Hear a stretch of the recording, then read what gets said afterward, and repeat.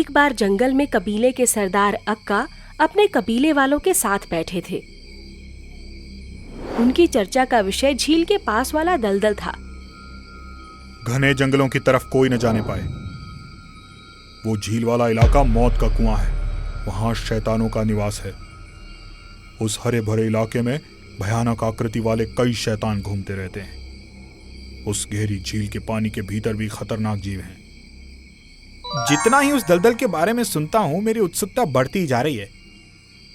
क्यों ना आज वहां चला जाऊं और देखूं कि ऐसा क्या है वहां।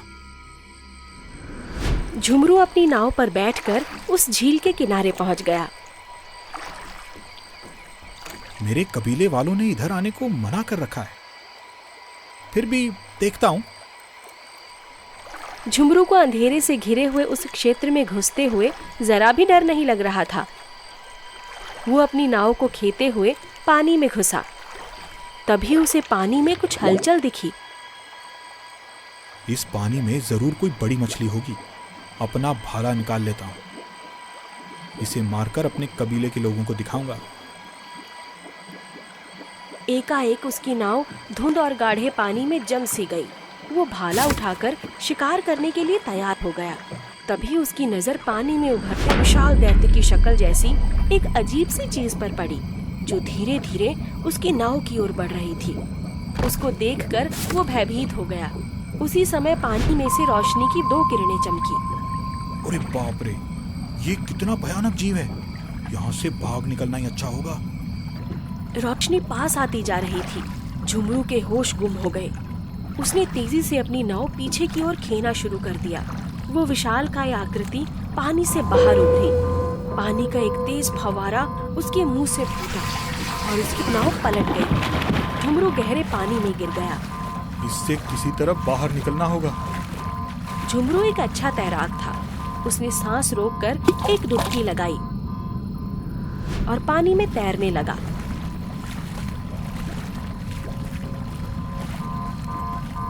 तभी उसके शरीर में कोई बड़ी सी चीज आकर चिपक गई। उसने उसके पूरे शरीर को अपनी गिरफ्त में ले लिया।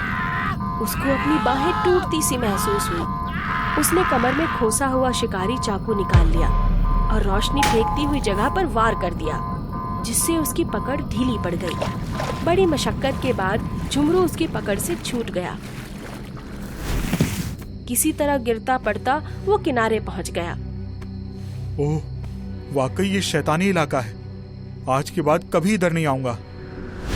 गिरते पड़ते वो किसी तरह अपने गांव पहुंचा। कुग्गा उस वक्त वहीं बैठा था। कुग्गा जंगल में ही पला बड़ा था। उसके माता पिता का कोई अता पता ना था। आसपास के कबीले वाले उसे कुग्गा कहते थे।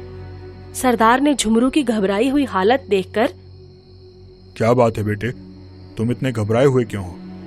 बापू, मैं जंगल के दलदली इलाके की तरफ शिकार करने चला गया था। झील पर एक शैतानी जीव ने मुझ पर हमला कर दिया। वो बहुत बड़ा जीव था। बस किसी तरह से जान बचा पाया। वो जीव किस तरह का था? मैं नहीं जानता। मैंने पहले कभी नहीं देखा। मैं भी उस जीव को देखना चाहता हूँ। क्या तुम मेरे साथ चलोगे? मैं तुम्हें वो स्थान दिखा सकता हूँ। तुम लोग उस जगह नहीं जा सकते कुग्गा। वो जगह वर्षों से मौत की धरती है। सरदार, मुझे उस दलदल वाले इलाके में जाकर देखना ही होगा। कुग्गा का दृढ़ निश्चय देखकर सरदार चुप हो गया। कुग्गा और झुमरू झील के किनारे पहुंचे। वही है वो जगह। वो देखो, वो तुम्हारी नाव है ना जो उल्टी पड़ी है? हाँ कुग्गा, जब उस राक्षस ने मुझ पर हमला किया तो ये उलट गई थी। मैं किसी तरह जान बचाकर यहां से भाग निकला। कुग्गा ने नाव के पास जाकर देखा तो नाव ठीक ठाक थी। उसने नाव सीधी की और उसे झील में उतार दिया। झुमरू, चलो मेरे साथ, देखते हैं कि वो राक्षस कैसा है। कुग्गा के बार बार आग्रह करने पर झुमरू उसके साथ चलने को तैयार हो गया। कुग्गा नाव में बैठ गया और झुमरू पतवार से नाव को खेने लगा। कुग्गा की गिद्ध दृष्टि बड़ी तेजी के साथ चारों ओर घूम रही थी। इस जगह को देखकर ही लगता है कि यहाँ राक्षस रहते हैं, लेकिन अभी तक कोई भी जीव हमें नजर नहीं आया। तभी झील के जल से उन्हें एक बड़ा सा जीव उभरता हुआ नजर आया। अरे बाप रे, ये कैसा जीव है? उस गहरे पानी में रोशनी? यही वो राक्षस है कुग्गा?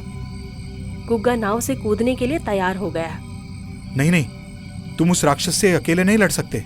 कुग्गा पानी में कूद पड़ा और नीचे गहराई में पानी को चीरता हुआ लगातार आगे बढ़ रहा था। शीघ्र ही वो उस विचित्र जल जंतु के पास जा पहुंचा। देखो तो सही, ये है क्या? कुग्गा ने साहस करके उस जीव की एक आंख जैसी दिखने वाली चीज से अपनी आंख लगाकर अंदर की ओर झांका। वो ये देखकर चौंक उठा कि वो तो एक पनडुब्बी थी जो किसी भयानक दैत्य की तरह थी। पनडुब्बी के अंदर उसे दो लोगों की बातें सुनाई देती हैं। मुझे लगता है बाहर कोई है। अच्छा हो कि हम सतह पर चलें और देखें कि मामला क्या है। ये सुनकर कुग्गा समझ गया कि ऊपर चलना ही उचित होगा। वैसे भी उसकी सांसें फूलने लगी थी, इसलिए उसने तेजी से ऊपर बढ़ना आरंभ कर दिया। उसके नाव पर पहुंचते ही झुमरू ने उसे हाथ बढ़ाकर नाव पर खींच लिया। क्या तुमने उस दानव को ढूंढ लिया? हाँ झुमरू, मैंने उसे खोज लिया है, लेकिन डरने की कोई बात नहीं है। वो कोई दैत्य नहीं है, वो तो... तभी झील की सतह पर पानी उबलने सा लगा। देखो, वो राक्षस बाहर आ रहा है। हमें यहाँ से भाग जाना चाहिए। अगले ही पल पनडुब्बी सतह पर आ गई। दो आदमी उसमें से निकलकर बाहर आए। ए, तुम दोनों में से अभी थोड़ी देर पहले कोई आदमी पानी में नीचे गया था क्या? हाँ, मैं ही गया था। लेकिन आप इस जगह पर क्या कर रहे हैं? ये जगह तो शैतानी इलाका कहलाती है। आप मौत की झील में पनडुब्बी लेकर क्यों घूम रहे हैं? और आपने इसकी नाव पर हमला क्यों किया? किसी जीव ने जकड़ लिया था, वो क्या था? माफ कर देना, दरअसल हम तो झील की सतह पर आ रहे थे और उसकी नाव से टकरा गए। हम उसे कोई नुकसान नहीं पहुंचाना चाहते थे। और हाँ, हमारी पनडुब्बी में कुछ सुरक्षात्मक यंत्र हैं जो खतरे को भांपकर अपने आप कार्यरत हो जाते हैं। हम लोग झील के पानी का सर्वे कर रहे हैं। ये इलाका प्राकृतिक गैस से भरा हुआ है, इसी वजह से यहाँ हर तरफ कोहरा छाया रहता है। हमें लगा कि आधुनिक शहर को सप्लाई करने के लिए यहाँ 100 साल तक की गैस उपलब्ध है। इस इलाके में हमारे बहुत सारे शत्रु भी हैं जो बरसों से हमें नेस्तनाबूद करना चाहते हैं। उनकी वजह से ही शायद इस इलाके को तुम लोग शैतानी इलाका समझने की भूल करते हो। अब हमें पता चल गया है कि इस इलाके में कोई दैत्य नहीं है। कुग्गा की बहादुरी से रहस्यमय दलदल का भय समाप्त हो गया था। दरअसल लोग उस पनडुब्बी को ही दलदल का दैत्य समझ बैठे थे और उनके विरोधियों को भयंकर जीव। कुग्गा, तुमने बहुत बड़ा काम कर दिखाया। झुमरू, चलो जल्दी, सरदार और कबीले वाले हमारी प्रतीक्षा कर रहे होंगे। दोनों जब वापस आए तो झील और दलदल के इस रहस्य उद्घाटन से सब बहुत खुश हुए और एक बहुत बड़ी दावत का आयोजन किया गया।